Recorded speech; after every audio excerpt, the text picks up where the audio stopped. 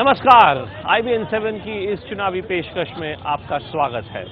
हम इस वक्त खड़े हैं वाराणसी के ऐतिहासिक लहुरा बीर चौराहे पर। एक ऐसी चुनावी भिड़ंत जो पिछले एक महीने से लगातार सुर्खियों में बनी हुई है, आज जाकर उस चुनावी भिड़ंत का जो चुनाव प्रचार है वो अब खत्म होने वाला है। अरविंद केजरीवाल बनाम नरेंद्र मोदी बनाम अजय राय, वाराणसी के राजनीतिक इतिहास में शायद ही इस प्रकार की चुनावी लड़ाई कभी देखने को मिली हो। जमकर प्रचार हुआ, सूर्यदेव का ताप भी अपनी चरम सीमा पर था और राजनेताओं का ताप भी अपनी चरम सीमा पर। किसने किसको क्या कहा, क्यों कहा, अगले एक घंटे में आपको इस विशेष पेशकश में सब कुछ बताएंगे। वाराणसी की जमीनी हकीकत क्या है और बनारसी लोग क्या चाहते हैं, नेता क्या कहते हैं, बनारसी लोग क्या कहते हैं, क्या दोनों में कहीं विरोधाभास है या नहीं, इन सब बातों पर तफसील से चर्चा करेंगे आज इस विशेष पेशकश में। लेकिन आज वाराणसी का दिन एक और कारण से विशेष था। आज राहुल गांधी आखिरकार यहां पर एक रोड शो करने आए। क्या राहुल गांधी ने बहुत देर कर दी यहां पर रोड शो करने में? और राहुल गांधी ने किया तो फिर अखिलेश यादव जी क्यों पीछे रहे? सूबे के मुख्यमंत्री हैं, उन्होंने सोचा चलिए बहती गंगा में हाथ धो लिया जाए। सबसे पहले दिखाते हैं रोड शो की दास्तान।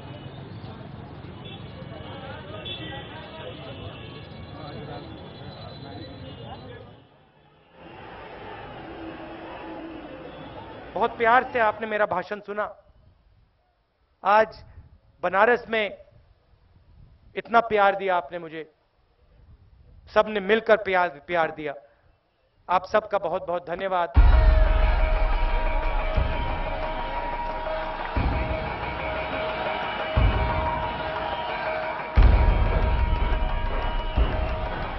बनारस के सतवा की रैली में कांग्रेस उपाध्यक्ष राहुल गांधी गदगद थे।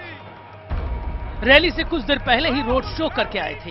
कांग्रेस ने रोड शो को सफल बनाने के लिए अपनी जान लड़ा दी थी। ऐसी बातें की जा रही थी कि बीजेपी के पीएम पद के उम्मीदवार नरेंद्र मोदी की अमेठी रैली का जवाब देने के लिए राहुल वाराणसी आ रहे हैं। अच्छी भीड़ देखने को मिल रही है राहुल गांधी के इस रोड शो में, और इस रोड शो के बहाने ही कांग्रेस अपनी ताकत का एहसास कराने की कोशिश कर रही है। अपने ये बताने की कोशिश कर रही है कि इस पूरी लड़ाई में, जो बनारस में जो लड़ाई चल रही है, चुनावी लड़ाई, मोदी को रोकने की लड़ाई चल रही है, उस लड़ाई में कांग्रेस भी यहाँ पर मौजूद है। इसलिए राहुल का रोड शो भी धूमधाम से निकला। वाराणसी के गोलघर से सुबह 8 बजे निकलकर इसे बीएचयू के सामने लंका चौराहे पर पहुंचना था। बनारस की सकरी चौड़ी सड़कों से होते हुए राहुल का रोड शो दोपहर के तकरीबन 12 बजे लंका चौराहे पर पहुंचा। रोड शो के रास्ते में बेनियाबाग भी पड़ा, वही बेनियाबाग जहां चुनाव आयोग ने नरेंद्र मोदी को सभा करने की अनुमति नहीं दी थी। भारतीय जनता पार्टी को इसी बात पर आपत्ति थी कि आखिरकार अगर नरेंद्र मोदी को वहां सभा करने की अनुमति नहीं दी गई तो वहां से राहुल गांधी का रोड शो क्यों गुजरने दिया गया? चुनाव आयोग को इस सच्चाई के साथ जीना पड़ेगा कि बेनियाबाग क्षेत्र में जो सुरक्षा कारण हैं वो सिर्फ बीजेपी पे लागू हैं, बाकी तीनों दलों पे लागू नहीं है। एक परमिशन अगर प्रशासनिक कारणों के साथ नहीं मिली तो उन्होंने शोर मचाया, वो बौखला गए हैं। वाराणसी में उनको अपनी हार साफ नजर आ रही है।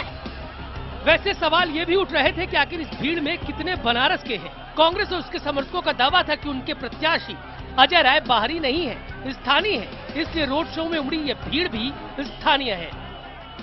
लोकल के लोग हैं, वोटर देने वाले हैं बनारस के, यहाँ कोई दूसरे विधानसभा के लोग नहीं है। बहरहाल मोदी और केजरीवाल की तरह ही राहुल गांधी ने भी लंका चौराहे पर मालवीय जी की मूर्ति पर माल्यार्पण किया और फिर इसके बाद बनारस के ही ग्रामीण इलाके संतवा में एक रैली की।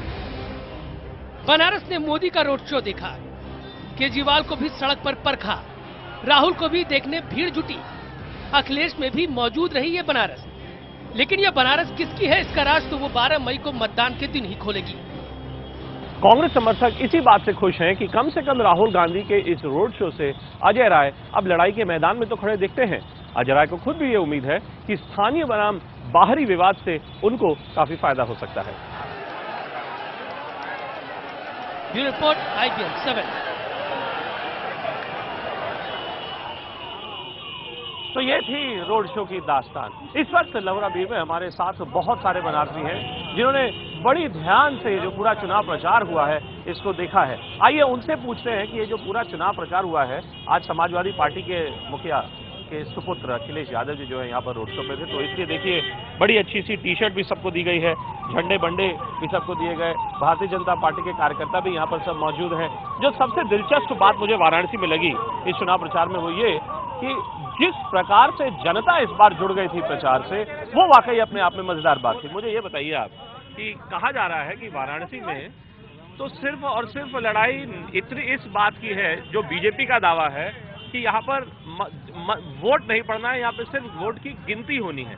आपको लगता है कि ये सही दावा है? भारतीय जनता पार्टी झूठ का पुलिंदा है और उसी झूठ के आधार पर आज जिस तरीके से बनारस का जनमानस, ये गुजरात की भीड़ नहीं थी, ये दिल्ली से नहीं आई थी, ये एमपी और महाराष्ट्र की भीड़ नहीं थी, ये अगर भारतीय जनता पार्टी के लोग पहचानते होंगे तो इसी बनारस के जनपद के बड़े बड़े छोटे बच्चे, नौजवान साथी, बड़े बुजुर्ग इस बनारस की सड़कों पर निकल के जिस तरीके से माननीय मुख्यमंत्री अखिलेश यादव का साथ दिया, ये साबित हो गया कि 16 मई को जो बनारस का परिणाम आएगा वो सिर्फ और सिर्फ समाजवादी पार्टी के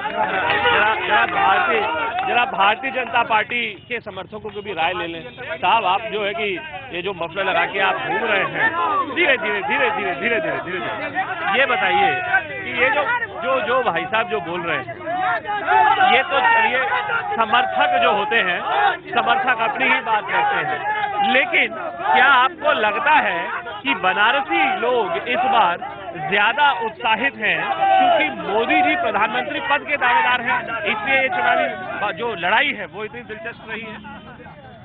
हाँ, आज़ादी के बाद वाराणसी को एक पहला अवसर मिला है कि बनारस की जनता सांसद नहीं प्रधानमंत्री चुनने जा रही है, तो उत्साह तो स्वाभाविक है और मोदी जी चुनाव तो जीतेंगे ही। लगता है कि इतने ज्यादा रिकॉर्ड मतों से जीतने जा रहे हैं कि उत्तर प्रदेश के इतिहास में एक उदाहरण बने। मतलब आपको भी विश्वास है कि आपके नेता रिकॉर्ड मतों से जीत रहे हैं? आपको भी विश्वास है कि रिकॉर्ड मतों से जीत रहे हैं? अच्छा, ये बताइए कि यहाँ पर केजरीवाल का कोई समर्थक है यहाँ पर? एक सेकंड, सब हवा है, मोदी जी कहीं नहीं है,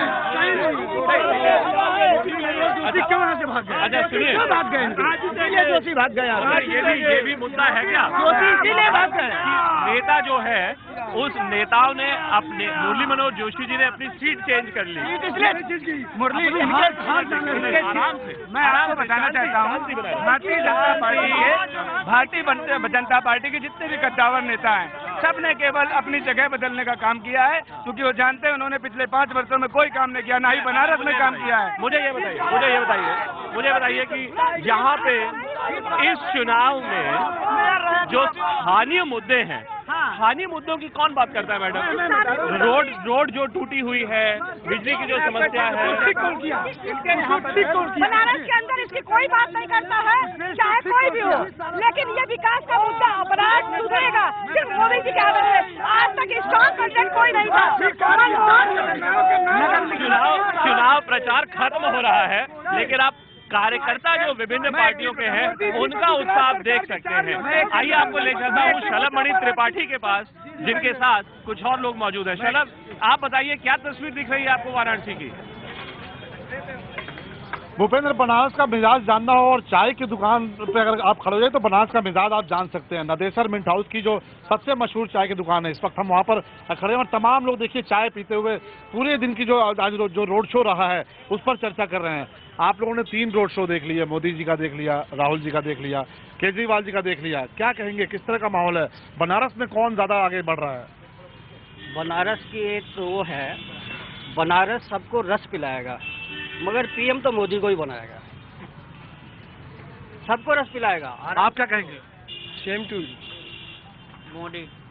मोदी सर, रोड शो तो रोड शो है, मोदी सर, लेकिन मोदी तो आप देख सकते हैं चाय की इस दुकान पर जो लोग हैं वो उनका ये कहना है कि मोदी जी आगे चल रहे हैं, मोदी जी ही यहाँ पर सबको रस पिलाएंगे और मोदी जी यहाँ से हावी पड़ेंगे बाकी उम्मीदवारों पर। जी शरद, बहुत बहुत धन्यवाद आपका। आपने ठीक कहा कि अगर आपको वाराणसी की सियासी असलियत जाननी हो तो आपको यहाँ पर सड़क पर खड़े होकर चाय जरूर पीनी चाहिए। फिलहाल वक्त है एक ब्रेक का, क्योंकि दिन भर इतनी गर्मी रही है तो इस ब्रेक के दौरान मैं भी थोड़ा सा अपना पसीना पोंछ लेता हूँ। ब्रेक की दूसरी ओर आपसे फिर मुलाकात होती है। स्वागत है आपका एक बार फिर हमारी इस विशेष पेशकश में, जहां पर हम आपको बता रहे हैं कि आज चुनाव प्रचार के खत्म होते होते वाराणसी की फिजा कैसी थी। 3 रोड शोज आज हुए। दिन की शुरुआत हुई सबसे पहले राहुल गांधी जी के रोड शो से। राहुल गांधी ने बहुत लंबे समय तक सोचा जाएं बनारस नहीं जाएं, लेकिन आखिरकार वो आए। यहाँ के जो उनके उम्मीदवार हैं अजय राय, उनके समर्थन में एक बहुत बड़ा जन सैलाब निकला। यहाँ पर बहुत बड़ा जुलूस निकला। लोगों ने जाहिर तौर पर उसकी तुलना शुरू कर दी। तुलना की गई किनसे? तुलना की गई कि क्या नरेंद्र मोदी जी का जब काफिला निकला था यहाँ से परसों शहर में, तो क्या उनका काफिला बड़ा था?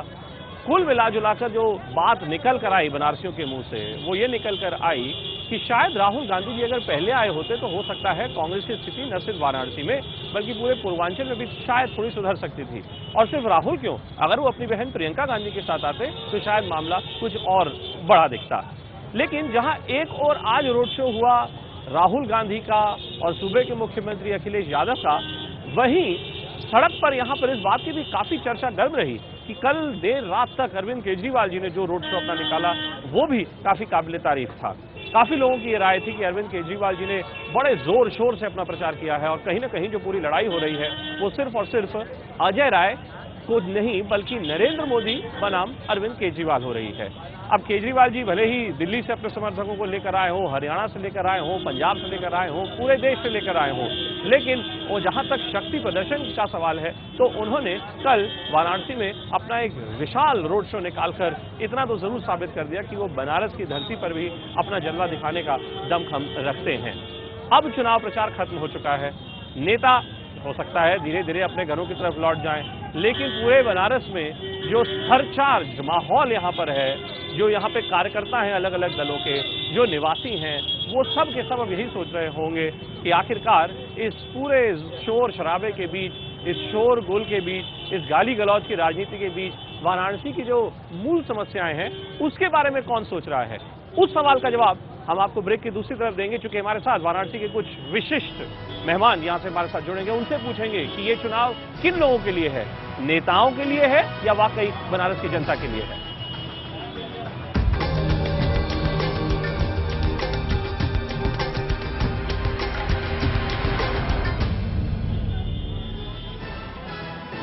नमस्कार, IBN7 की इस विशेष पेशकश में आपका स्वागत है। हम हैं यहां पर लहुराबीर चौक में, काशी शहर में, और एक ऐसी जगह जहां अगर आप कभी वाराणसी आए तो जरूर आइएगा। बसंत बहार लस्सी सेंटर इसको कहा जाता है और यहां पर आपको देश की, बनारस की नहीं शायद देश की सबसे सुप्रसिद्ध लस्सी मिलेगी। बड़ा आसान है ये लस्सी बनाना भाई साहब के लिए यहाँ पर।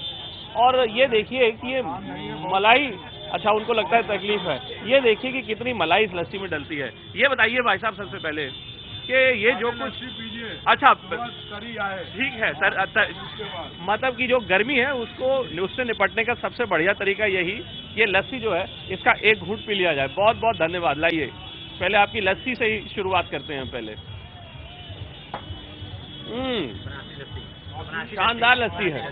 पहले अच्छा हाँ, ये बताइए मुझको जरा सा कि आपका जो धंधा है इधर जितना चुनाव प्रचार चला उस प्रचार में काफी बढ़ा कि नहीं बढ़ा? नहीं, सन्नाटा खाली कभी कभी। हाँ। और आज जैसे इतना रोड शो हुआ, अखिलेश जी का रोड शो आया, राहुल जी का आया, इसमें फर्क कोई में नहीं पड़ा है। अच्छा। जैसे रोज वैसे आज। अरे आप बताइए मुझे, बड़े बड़े लोग यहाँ पर, मैं सबसे सवाल पूछता रहता हूँ कि ये जितना ये जो कुछ चुनाव प्रचार यहाँ पर हुआ उस प्रचार में आपको नहीं लगता कि लोगों ने जो स्थानीय मुद्दे थे, स्थानीय मुद्दों की किससे बात नहीं की? अभी तो हम नहीं बता पाएंगे क्योंकि आप लोग खाली उलझाने वाला, हमारे गाहक थोड़ा सा पता है। नहीं, आपका, हमारा बिल्कुल मकसद ये नहीं कि आपको किसी तरीके से उलझाया जाए।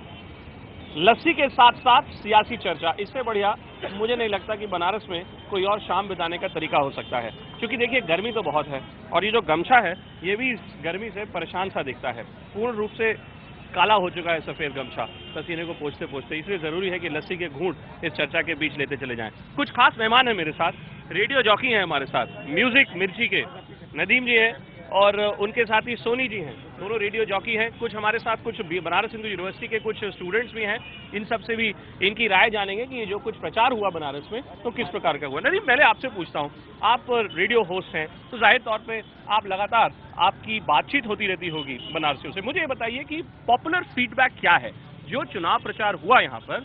क्या यहाँ की जनता को लगता है वो एक सकारात्मक चुनाव प्रचार था या किस प्रकार से देखते हैं लोग इसको? मेरे ख्याल से पहली बार ऐसा हुआ है कि सारी जो पॉलिटिकल पार्टीज हैं उनकी जो टैगलाइन है वो सबके जहन में आ गई है, चाहे वो अब की बार हो, चाहे वो मन से हो, चाहे वो हर हाथ शक्ति वाली बातें हों।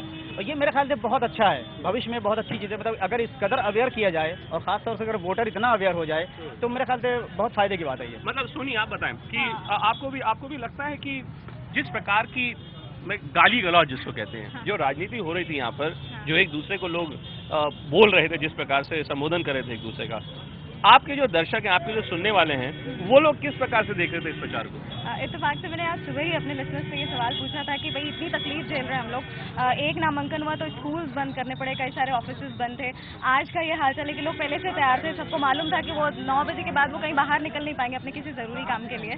तो क्या इतना सारा जो पेन है इसका कोई अच्छा, कुछ हमें फ्यूचर में कुछ अच्छा मिलेगा इससे? तो लोगों ने एक सुर में यही बोला कि मतलब थोड़ी प्रॉब्लम ज़रूर हो रही है, बट वैसे तो बनारस सारी दुनिया में मतलब सबसे अच्छा है, सबसे प्यारा है, लेकिन इसके बाद से इस तरह से जो चुनाव प्रचार इतनी जो इम्पोर्टेंस मिल रही है, इससे जो भौकाल ऑलरेडी टाइट था वो और टाइट हो गया, और ज्यादा टाइट हो गया भौकाल। हाँ, माहौल इतना गर्म हो गया यहाँ पर, न सिर्फ सूर्यदेव की तपिश बल्कि नेताओं के भाषणों की भी गर्मी।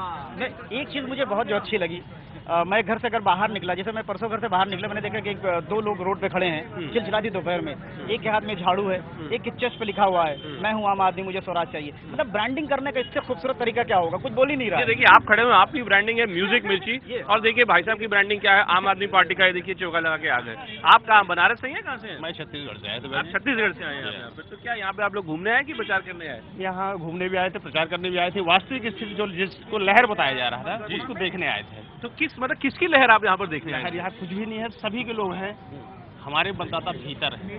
कल आपने अरविंद की भीड़ देखी होगी, है ना, आज राहुल की भीड़ देखी, समाजवादियों की भी भीड़ देखी, मोदी जी की भी देखी थी। नहीं मतलब रैलियों में भीड़ की। तो ये नदीम, ये बताइए, ये चूंकि बड़ा अच्छा एक पहलू, और मैं लोगों से बहुत पूछ रहा था यहाँ पर कि बनारस में इस बार एक नई चीज देखने को मिली, पॉलिटिकल टूरिज्म जिसको हम लोग कहते हैं। सब दलों के लोग, बीजेपी में, कांग्रेस में, आम आदमी पार्टी में, बड़ी मात्रा में लोग बाहर से आए।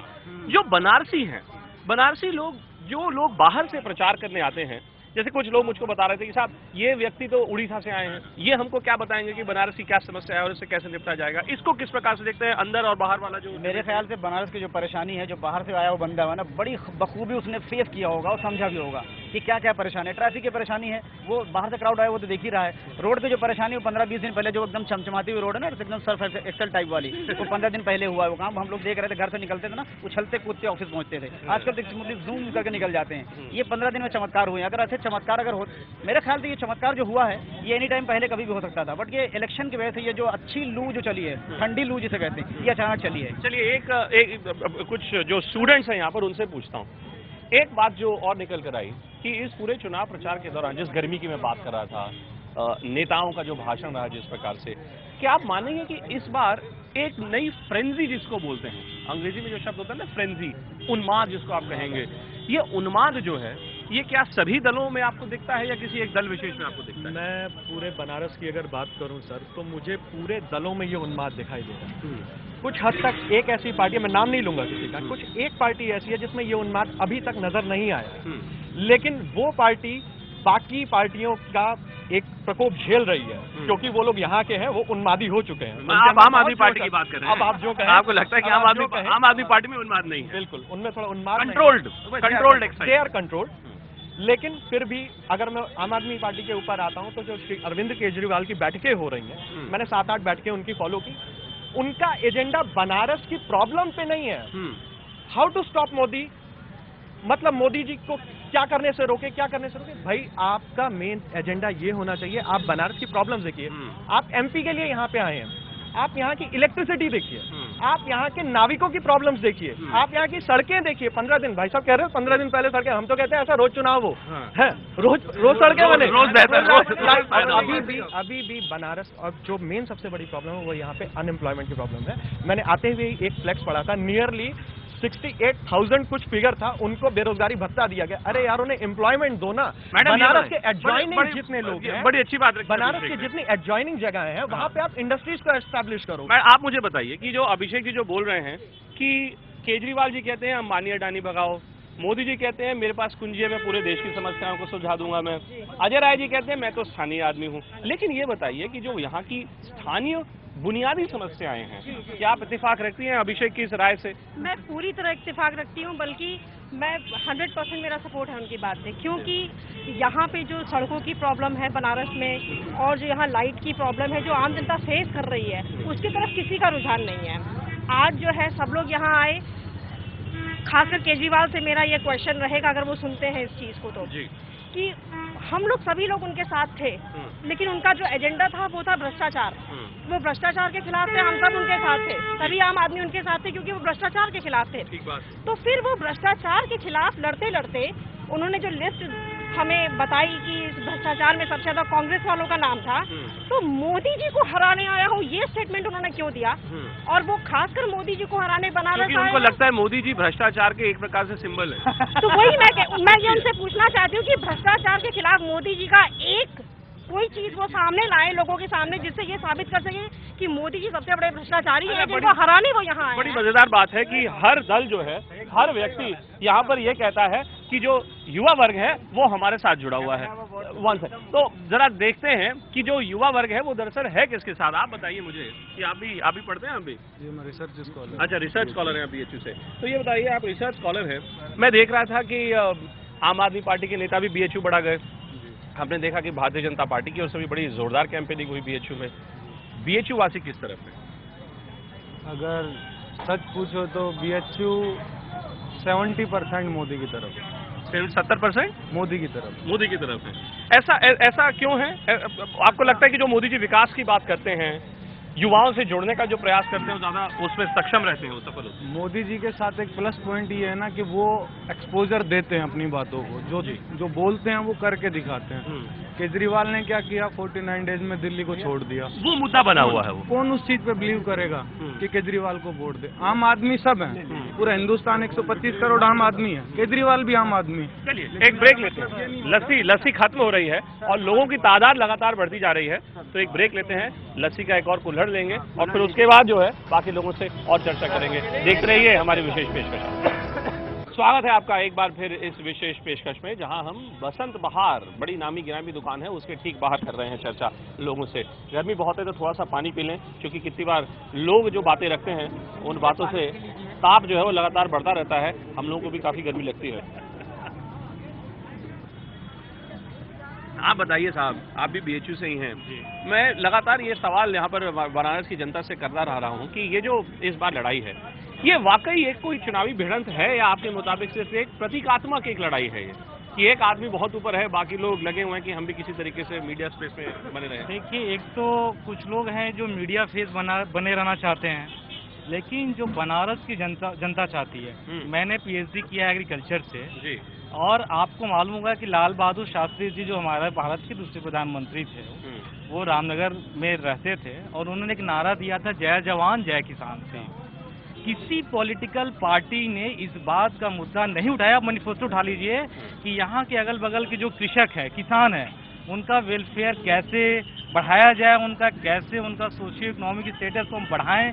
हम एग्रीकल्चर की छोटी छोटी प्रोसेसिंग इंडस्ट्रीज एक रॉ पोल करते हैं कि जितने लोग यहाँ पर हैं, आप सब लोग मुझे बताएं कि आप लोगों को लगता है कि ये जो चुनाव था, अब ये विधायक का तो चुनाव था नहीं, ये तो सांसद का चुनाव था, क्या ये जो क्रिटिसिज्म है ये सही है? ये कि लोग जो चुनाव लड़ रहे थे उनको स्थानीय मुद्दे उठाने चाहिए थे? आप में से कितने लोगों को लगता है? हाथ उठाए अपना। ज्यादातर लोगों को लगता है कि लोकल मुद्दे उठाने चाहिए थे। एप्लीकेशन आज तक हमारा सड़क नहीं बनवाई, 250 मीटर मात्र सड़क। ये सड़क का क्या लफड़ा है बताइए? आप जो है, आप ये समाजवादी पार्टी की आप शर्ट पहन के घूम रहे हैं, सड़क को बनारस में बनवाना इतने वर्षों से जो खुदी हुई है, वो क्यों इतना मुश्किल है? I would love to say that is not my lookout, that is about the concern authority, whomsoever is looking about that a particular। लेकिन आप जिस पार्टी का आप ये पहन के घूम रहे हैं, भाई आपकी सरकार है, तो आपको नहीं लगता कि आपकी सरकार का भी जिम्मा कहीं तो बनना चाहिए ना? तो जिम्मा उसका बनना चाहिए जो वहाँ का सभासद है। That's not my lookout. नहीं, मतलब आपकी पार्टी की सरकार है यहाँ पे, आपको सड़कें बन रही है। आप सर मैमूरगंज से आप सर चले जाइए आगे, मैमूरगंज वाले रोड पे जाइए, 4 लेन हो गया है। I just want to ask people of Varanasi, if Modi or Kejriwal will come, if they win, will they produce 4 lane in this particular place where we are standing? यानी आप सब लोगों की राय बेसिकली ये है कि साहब मिला जुलाकर घूम फिरकर थोड़ी स्थानीय मुद्दों पर भी बात हो जानी चाहिए थी ना। बिल्कुल स्थानीय मुद्दों पे बात होनी चाहिए थी, लेकिन आज क्या है कि हम लोग चाह रहे हैं कि सेंटर में जो गवर्नमेंट बने वो प्लूरलिज्म में ना आए। हम चाहते हैं कोलिशन ना हो, जो भी आए एक मेजोरिटी में आए। जिस तरीके से हम पिछले 10-20 साल 30 साल से देखते आ रहे हैं, हमें गठित गठबंधन वाली सरकारें आती हैं, कोई बिल पास होना होता है। आपको डर लगता है कि अभिषेक, चूंकि दिल्ली में एक ये भी चर्चा है कि अगर यहाँ से एक व्यक्ति विशेष जीत जाएगा, कोई सो कॉल्ड डिक्टेटर जीत जाएगा, तो बनारस की जो सभ्यता है, जो संस्कृति है, उसके ऊपर उसका असर पड़ता है। बनारस कितना पुराना है, कितने इतिहास से भी पुराना, इतिहास से भी, older than history, older than tradition, older than legend and twice older as if all these three are put together. तो ये बताइए, कोई एक व्यक्ति विशेष आ रहा है, वो इस बनारस की गरिमा के साथ खिलवाड़ कर रहे हैं, कोई उसके इतिहास से खेल जाएगा? असंभव, मतलब आपके मुताबिक असंभव है ये सबसे।